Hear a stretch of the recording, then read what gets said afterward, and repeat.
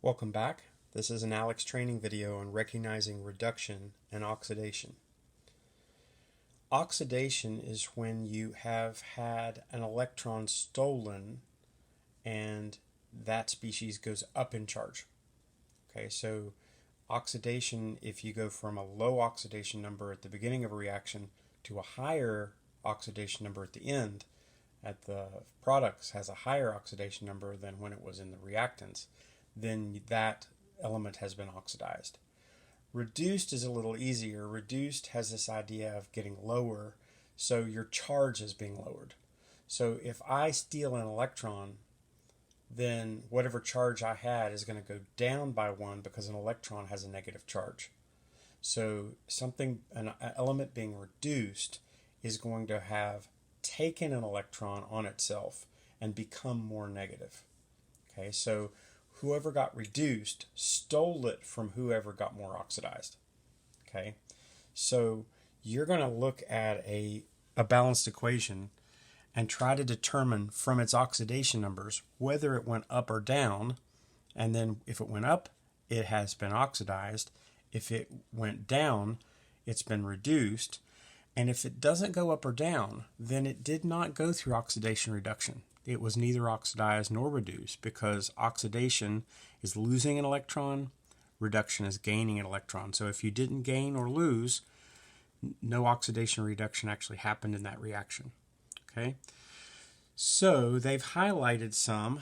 I'll underline the ones they've highlighted. So they want nitrogen in the first example, sulfur in the second. This is again all random. Every time you do this problem, it'll be different.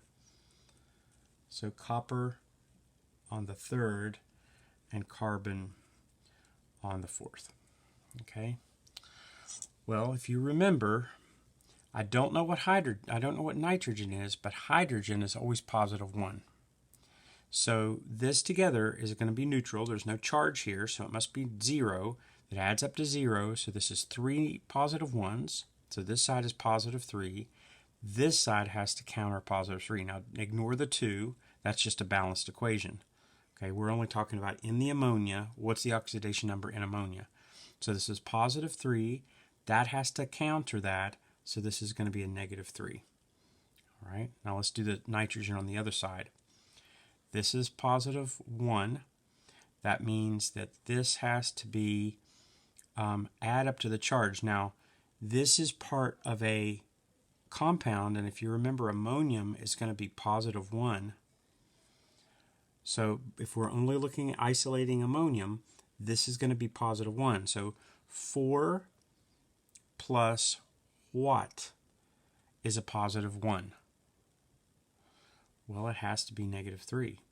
4 plus a negative 3 is going to be a positive 4 plus a negative 3 is going to be a positive 1. So here I've got negative 3 at the beginning of the reaction. Here I've got negative 3 at the end of the reaction. So it never went up or down, so it's neither oxidized nor reduced. Something else happened. Okay. All right, let's look for sulfur. Sulfur I don't know, but I do know that hydrogen is positive 1. I have 2 of them. That's positive 2 on this side. This equals 0. That means that has to be negative 2. Okay. On the other side, I've got, I don't know what this is, but I do know that group 1 elements are normally positive 1, and this is a group 1 element. So I've got 2 positive 1, so this is positive 2 on this side. So this is also negative 2. That's just like the first one. This one did not go up or down, so it's not going to be oxidation or reduction. What happens in the copper? Well, copper, if you remember, sulfate is negative 2. So if this is negative 2, then this has to be positive 2. This is copper 2 sulfate. This is positive 2. What is it here? Remember, copper in the free state, if it's just copper and nothing added to it, nothing combined with it, it's going to be 0. So I went from positive 2 to 0. That's going down in charge. That means that's reduction. I stole an electron. In fact, that's positive 2. I had to steal 2 electrons in order to go from positive 2 to 0. Okay. The last example is methane gas burning. This is a combustion. Okay, combustion reaction. No, it isn't. Sorry, it's not. Nope, this is just methane gas combining with water to give you carbon monoxide. Okay, this is one reason why you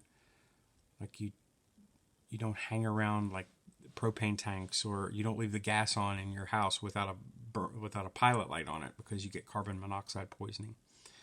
All right, so let's look at this. I've got hydrogen I know is positive 1. That means that there's positive 4 here, and this has to counter it, so this is negative 4. Over here, oxygen I know, oxygen is negative 2. That means this has to counter. So it went from negative 2 to positive 2. Okay, so if I went from a negative 4 to a positive 2, my charge went up.